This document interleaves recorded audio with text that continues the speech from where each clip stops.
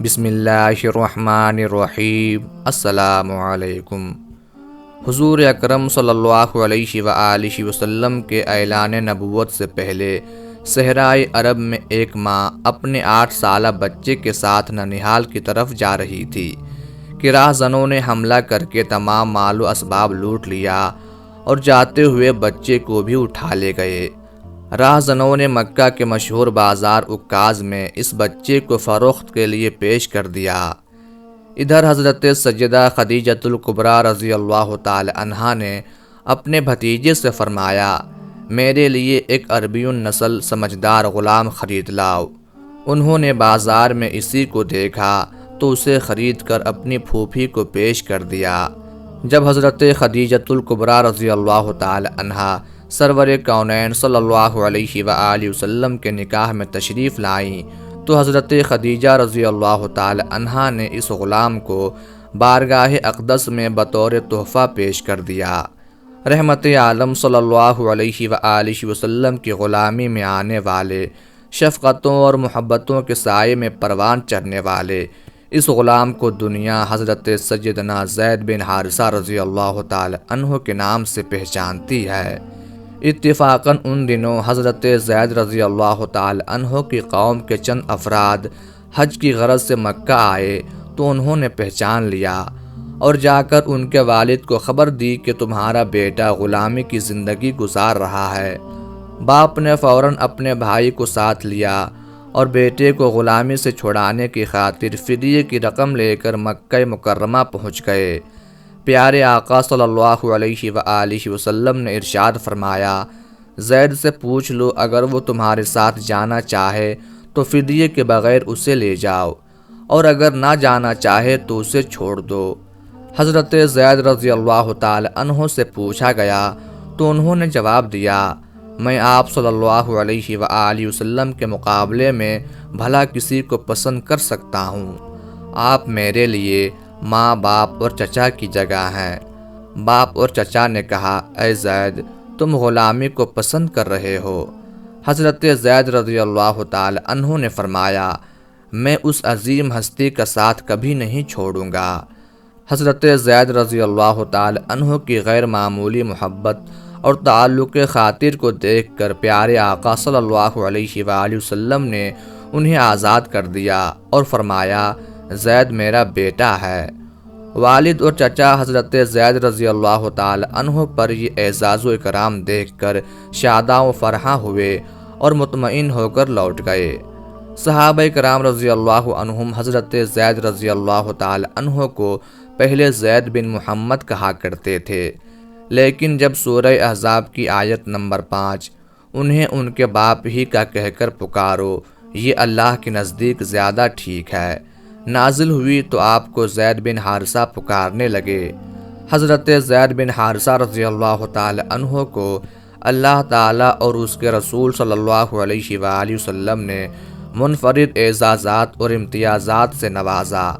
آپ نے آزاد کردہ غلاموں میں سب سے پہلے دولت ایمان کو جھولی میں بھرنے کا شرف پایا۔ آپ وہ واحد صحابی ہیں جن کا نام قرآن مجید میں آیا اور صحابہ کرام میں حب النبی یعنی نبی کے محبوب کا لقب پایا۔ اسی طرح غزوہ بدر کے فتح مبین کی خبر مدینے میں پہنچانے کے لیے آپ رضی اللہ تعالی عنہ ہی کا نام سامنے آیا۔ 2 شعبان سن 5 ہجری میں رسول اللہ صلی اللہ علیہ وآلہ وسلم غزوہ بنی مصطلق کے لیے روانہ ہوئے تو آپ کو مدینہ پاک میں اپنا نائب بنایا۔ 7 یا 9 مرتبہ حضور اکرم صلی اللہ علیہ وآلہ وسلم نے آپ کو امیر لشکر بنا کر روانہ فرمایا اور ہر مرتبہ آپ نے کامیابی و کامرانی کا جھنڈا لہرایا۔ اعلان نبوت کے 10ویں سال ماہ شوال میں رسول اللہ صلی اللہ علیہ وآلہ وسلم نے سفر طائف کا قصد کیا۔ جب کفار رحمت عالم صلی اللہ علیہ وآلہ وسلم پر پتھروں کی بارش کرتے، ساتھ ساتھ طعنہ زنی کرتے، گالیاں دیتے، تالیاں بجاتے اور ہنسی اڑاتے تو حضرت زید رضی اللہ تعالی عنہ دوڑ دوڑ کر اپنے محبوب کریم آقا صلی اللہ علیہ وآلہ وسلم پر آنے والے پتھروں کو اپنے بدن پر لیتے تھے اور رحمت عالم صلی اللہ علیہ وآلہ وسلم کو بچانے کی کوشش کرتے۔ یہاں تک کہ آپ کا سر زخمی ہو گیا۔ ایک مرتبہ حضرت زید رضی اللہ تعالی عنہ کسی سفر پر روانہ ہوئے تو ایک منافق آپ کے ساتھ ہو لیا۔ ایک کھنڈر کے پاس پہنچ کر وہ منافق کہنے لگا، ہم یہیں آرام کرتے ہیں۔ دونوں اندر داخل ہوئے۔ حضرت زید رضی اللہ تعالی عنہ آرام کرنے لگے۔ یہ دیکھ کر اس منافق نے آپ کو رسی سے مضبوطی کے ساتھ باندھ دیا اور آپ کو قتل کرنا چاہا۔ آپ نے اس سے پوچھا، تو مجھے کیوں مارنا چاہتا ہے؟ اس نے کہا، اس وجہ سے کہ محمد صلی اللہ علیہ وآلہ وسلم تم سے محبت کرتے ہیں اور میں ان سے شدید نفرت کرتا ہوں۔ آپ رضی اللہ تعالی عنہ نے فوراً پکارا، یا اللہ میری مدد کر۔ اچانک منافق کے کانوں میں آواز آئی، تیری بربادی، اسے قتل مت کر۔ منافق کھنڈر سے باہر نکلا مگر کوئی نظر نہیں آیا۔ اس نے پھر قتل کرنا چاہا، پھر وہی آواز پہلے سے بھی قریب سنائی دی۔ منافق نے ادھر ادھر دیکھا مگر کوئی نظر نہیں آیا۔ اس نے تیسری مرتبہ قتل کا ارادہ کیا تو وہی آواز بہت قریب سے آئی۔ منافق باہر نکلا تو اچانک ایک شہسوار نظر آیا جس کے ہاتھ میں نیزہ تھا۔